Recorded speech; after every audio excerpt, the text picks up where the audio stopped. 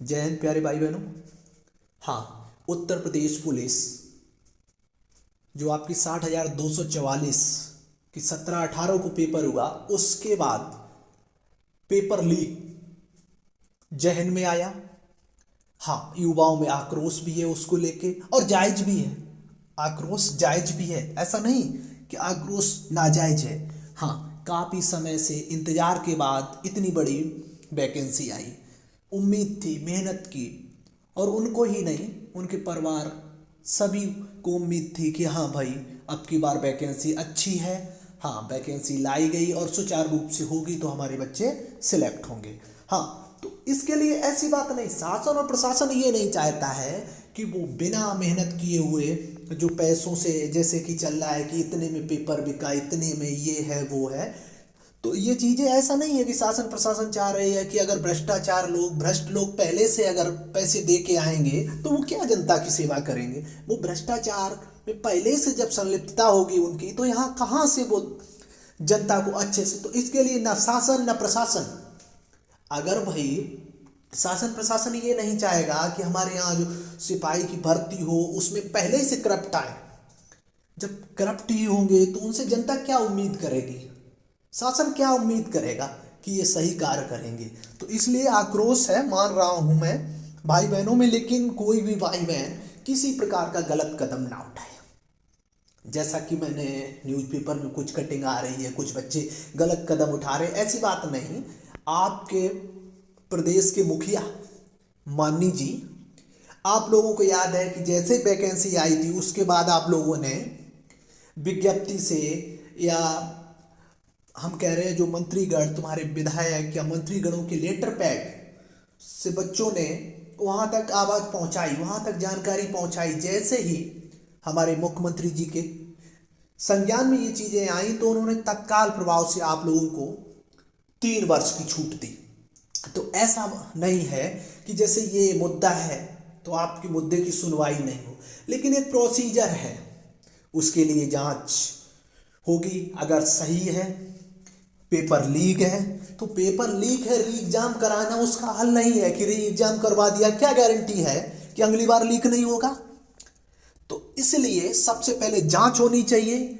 अगर ये गलत है और रियल में गलत दिखाई दे रहा है, जांच के बाद ही पुख्ता सबूत के साथ, और वो जिसमें जिन अपराधियों की संलिप्तता होगी उन पर कार्रवाई भी की जाए कि भविष्य में जो आगे पेपर हो, क्या क्या गारंटी है कि अगली बार पेपर आपका लीक नहीं होगा।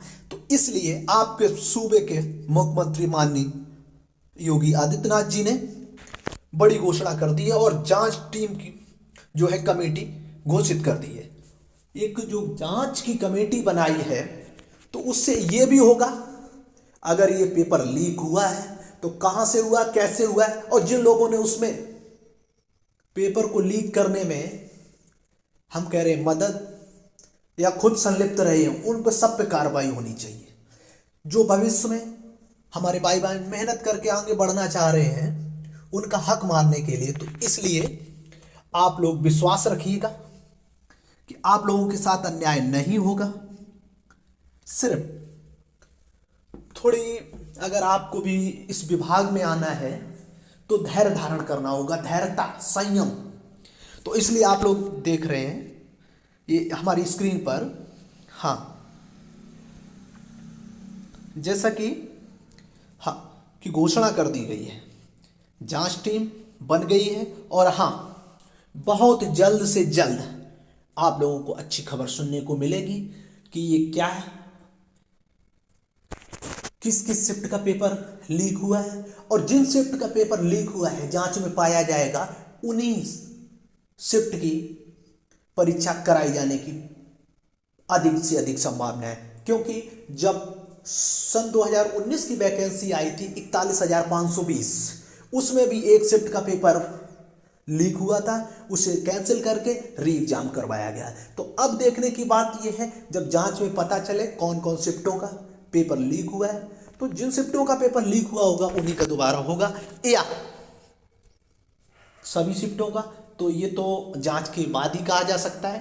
तो आप लोग परेशान नहीं, धैर्य धारण करिएगा, ठीक है, धैर्यता से, संयम से काम लीजिएगा। और आप लोगों को 100 नहीं, मैं 110% कहना चाह रहा हूँ, क्योंकि हर विद्यार्थी को, हमारे उत्तर प्रदेश के हर नागरिक को हमारी सरकार पर विश्वास है, हमारे माननीय जी पे विश्वास है। उन्होंने अभी तक, जो आप लोग देख रहे हैं कि आप इस वैकेंसी में अगर एज रिलैक्सेशन ना देते तो भाई जैसे कहा जाए, या उसमें थोड़ी भी देर सोच विचार नहीं लगाई, अगर उन्हें यही सब करना होता, नौकरी ना देनी होती, तो क्यों इतना। ठीक है, तो आप लोग परेशान नहीं होइएगा।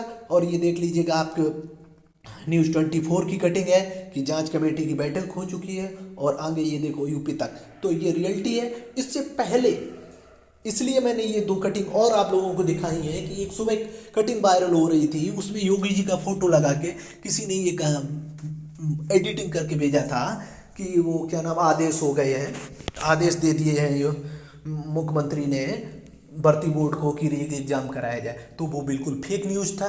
तो इसलिए फेक न्यूज़ से बचते हुए एकदम अच्छे से धैर्य धारण करते हुए आप लोग ईमानदारी से,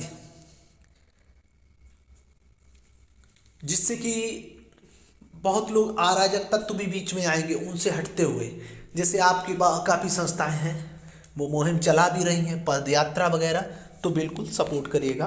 और